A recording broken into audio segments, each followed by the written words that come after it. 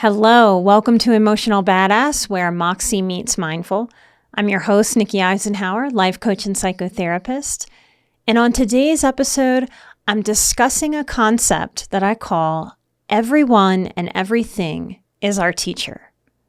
I remember turning this over in my mind when I first heard it from a yoga teacher. It was a shocking perspective to me that everyone and everything could be our teacher. Take that in for a moment. What if everything we're experiencing, I mean everything, is our teacher? Think about the things that especially bother us, the things that get under our skin, that rub us the wrong way, that ruffle our feathers, that make our blood boil. These most annoying, most aggravating things, they're our teachers, y'all. They're rich with the lesson that we need and likely don't want because of all of our feelings, all of our resistances to change. How could this be that everything happening to us is actually happening for us? Here are some examples from my life. And I hope by sharing some examples that are personal to me, this episode will help you find the teachers and the lessons in yours. So how about my first broken heart? Yep, that very first youthful broken heart. The one that damn near rips us apart and buries us. What did it teach me other than pain, that life hurts, that my big heart can crack open? From moving through the pain and getting to the other side, I learned that my heart can mend even when it feels like it can't.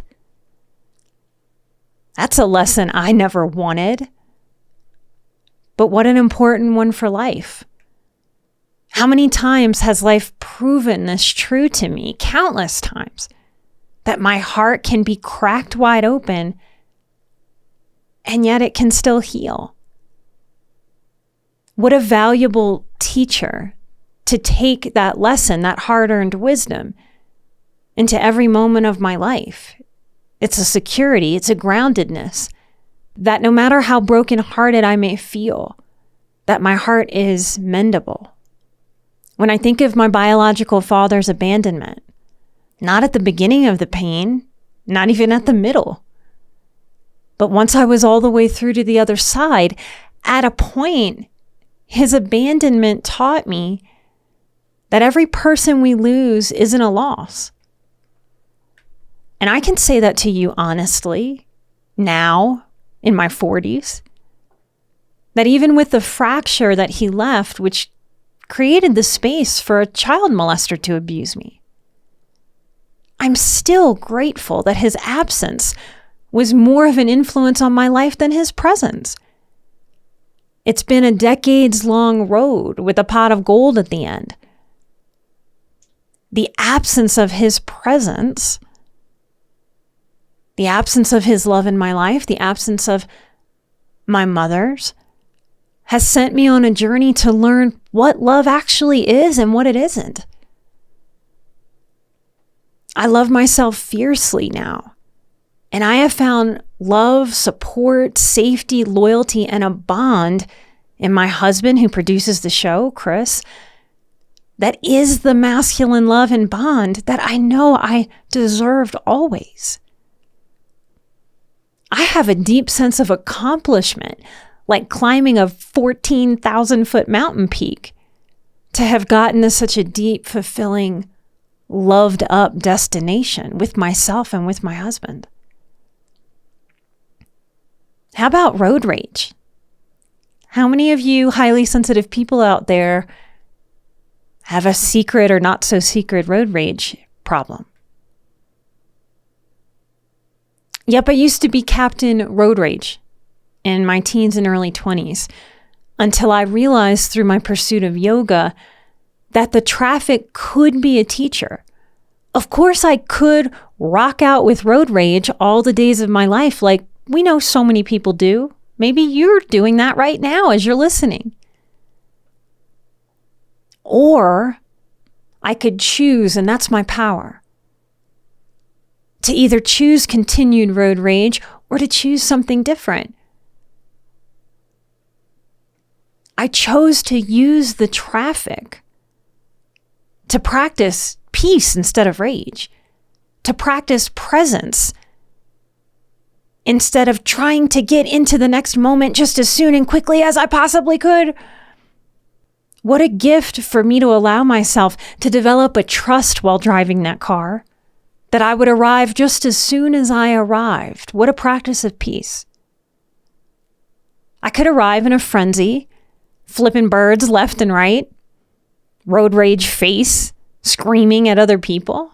It's not my value system. That's not my heart. I wasn't proud of passing rage on along the highway to other people. So I could choose to pass the energy of prayer hands, of light and love, in acceptance of the traffic. What a gift to learn that I didn't have to fight what I couldn't control. What a crazy thing to try to control how the other cars are moving. To recognize my control issue connected to my road rage opened up the possibility of choosing to surrender to the traffic instead of fight it and practice rage. Today, I'm a very peaceful driver. I'm very chill. Of course, I can have a little moment of irritation, but my goodness, it is 1% of the road rage I used to feel or show, express, and practice. What a teacher the traffic can be if and when we allow it. I've been divorced twice. Now, some people do divorce very well and maintain friendships and co-parenting relationships that are quite admirable and beautiful, I think, for the whole world, not just their families. But most divorce is like death. It's death of a union. It's death of a promise. It's death of a vow to keep each other precious. On the other side of grief, I learned reinvention, rebirth. And as long as we're breathing, a rebirth and a reinvention, they're available to us. It doesn't matter how much we don't want to have to reinvent. It doesn't matter how much our loss hurts us. Reinvention is always available to us as long as we're alive. I've emerged like a butterfly. I suspect many of you listening have too, or are emerging right now. To be able to sit in this moment and recognize, wow, I've used my pain to emerge in my life like a butterfly. If my past self was the caterpillar, I've transformed so much that I can fly, where once I felt I could only crawl along the ground. In all those reinventions, I never, not one time, wanted to reinvent myself. And it was scary and it was hard, and I had a lot of doubt and a lot of confusion along the way. The lesson from the teacher of all of that pain is that I will forever know, like once you learn how to ride a bike, you kind of can't forget, I will forever know that I can reinvent myself if I have to, if life says I must. And this is a security within myself that helps me feel safe. My inner child can look up at grown-up me and go, okay, anything we have to do, she can do it. COVID lockdowns, you know what they taught me? After the fear, the terror,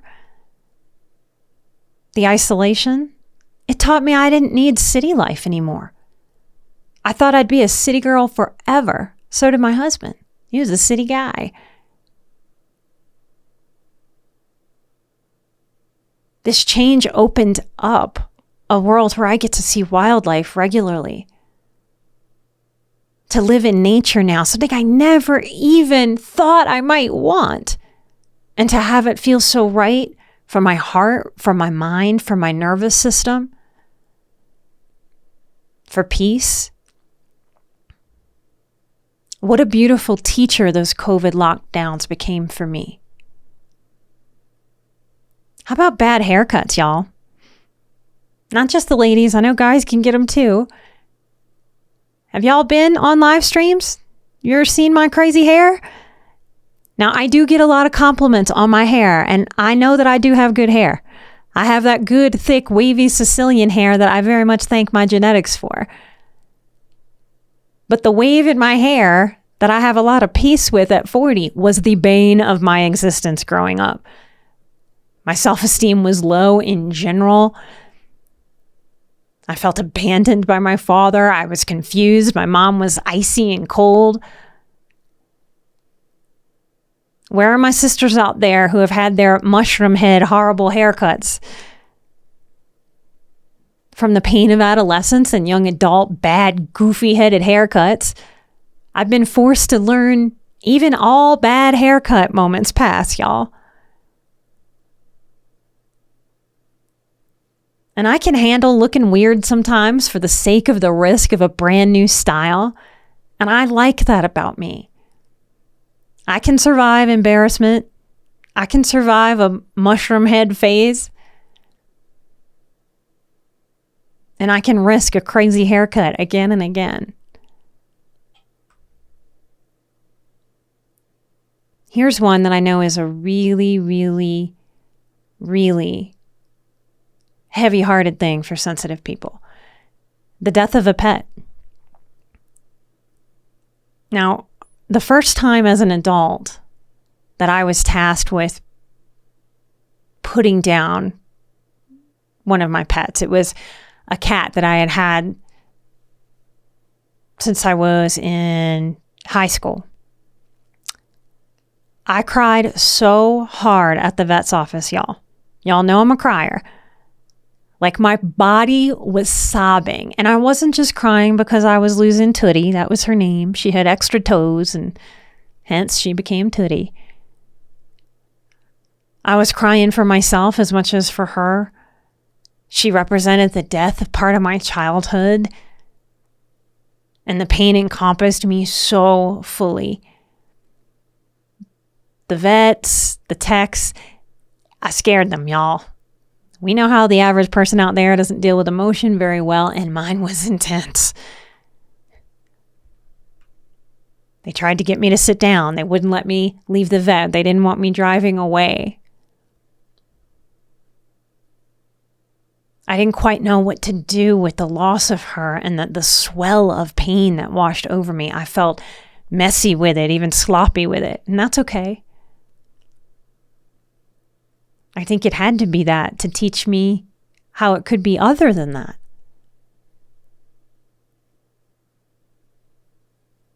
Part of the teacher that Tootie was for me, after that pain process through me to get to the lesson, to get to the wisdom, to get to the teaching, I very much believe in a spiritual sense that the death of our pets, their shorter lifespan, wow, are they ultimate gurus.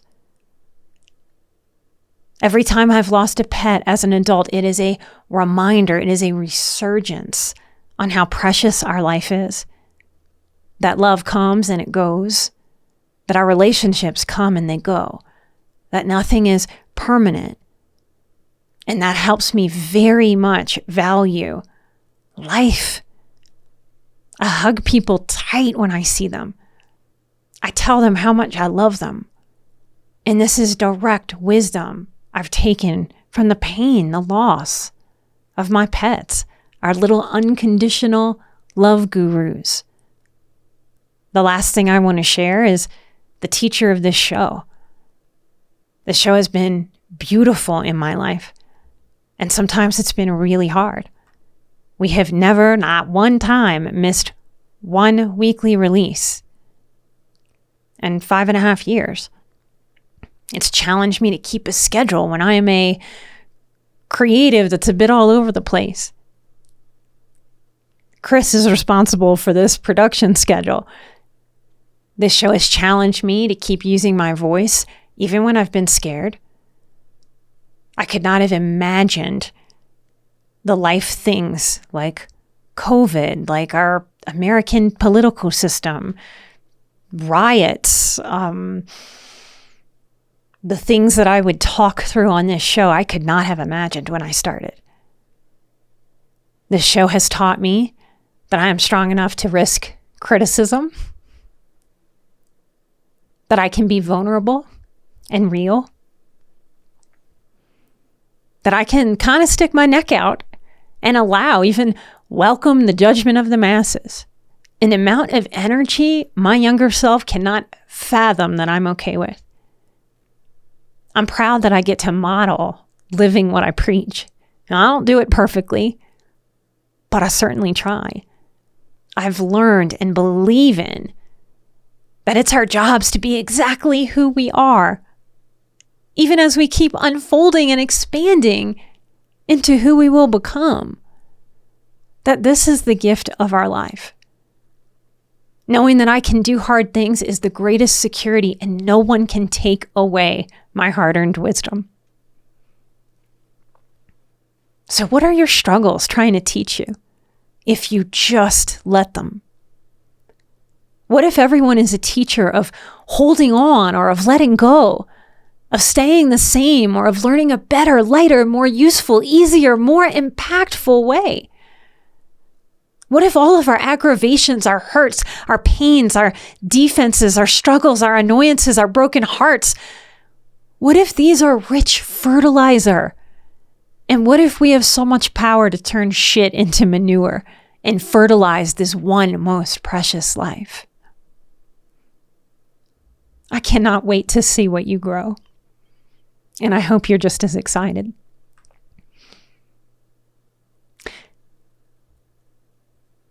If you want to support this show, my work, our work, come join the Patreon.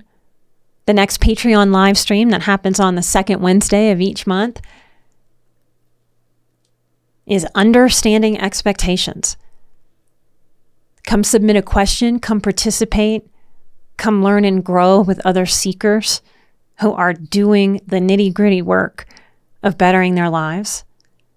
When we understand expectations and understand how we can change our relationship to expectation, we give ourselves a most powerful teacher. Come join at patreon.com/emotionalbadass. I want to thank those of you who have taken your precious time to write a 5-star review. That really is how that funky iTunes algorithm suggests Emotional Badass to other people. There is rarely a day still where we don't get some kind of message somewhere of gratitude for people understanding their high sensitivity, for them learning how to hold themselves in this life. I want to thank 10 feet STEF, 10 feet Steph. They say soothing and supportive.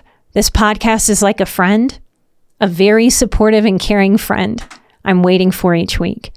It helped me going across very lonesome and dark times for 2 years. It's helped me reconstruct self-love and hope. I'm grateful I stumbled into this podcast. I'm so grateful you stumbled too. Light and love. Thank you so much. All right, this is a long one. This is from Number Evelyn. I love that. Evelyn says, thank you. Nikki, I thank you for the work that you do. All of this is fairly new to me. HSP, self-care boundaries. I've always had a can-do attitude and a things will be okay mantra. And then slowly, not sure when or where, I lost myself. I became scared, restless, and unsure. Your podcast has nourished and encouraged me through these challenging times. I just signed up for your upcoming course. This is somebody who's done boundaries. And I am excited, nervous, and hopeful. I know ultimately it's up to me but I'm happy to have you in my corner. Thank you. I came to finally write a review because I just don't know how to do you justice and stumbled on the original review I was going to post years ago. So I'm leaving it only to add years later. Nikki, you have changed my life since your podcast. I do not say this lightly, and nor am I idolizing you or putting you on a pedestal. I've had the pleasure, honor, and friendship to work with you. You, the human that you are, have been able to teach and model a completely different way of living. I have become bigger, truer, brighter, and stronger. And yes, life is still super challenging, but I am doing it so much better. And life is no longer my fault, a burden, but a place to learn and grow, especially when I am in discomfort. I have many emotional muscles now. And yes, they fatigue, and that's when I rest. You've taught me that. Thank you, Coach. Love you with all my big heart.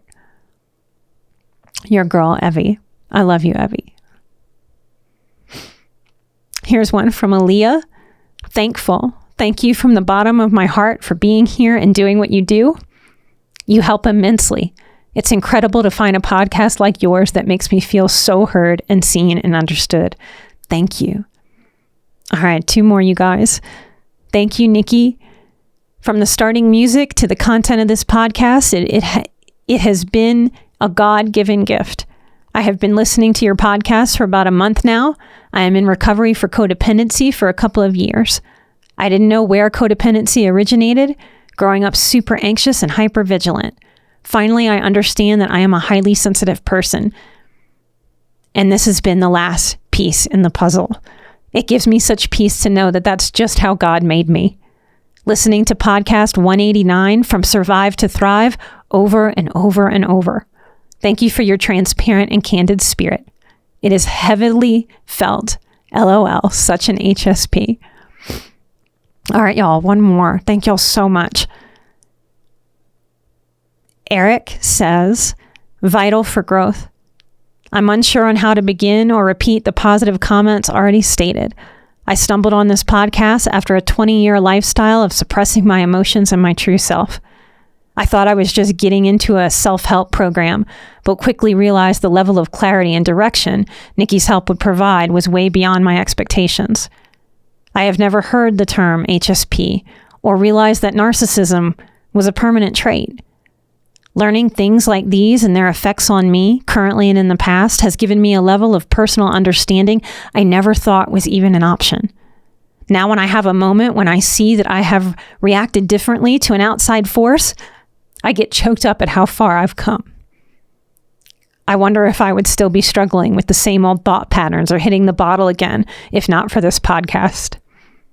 I listen to every episode and always learn valuable things about myself, even from episodes I don't directly relate to or agree with 100%. I am grateful that I didn't brush past this program, for I know that it would have been a huge disservice to myself and the people that I know. So much light and love, y'all. Thank you so much for supporting my work. Y'all help me help so many other people. Thank you for sharing the show. Thank you for supporting us on Patreon. So much light and love. We are proud to be part of the Airwave Media Podcast Network. Check out some of their shows at airwavemedia.com. I'm an emotional badass. You are an emotional badass. And together, we are where Moxie meets mindful. Light and love. I'll see you right here next time for a brand new episode. Bye-bye.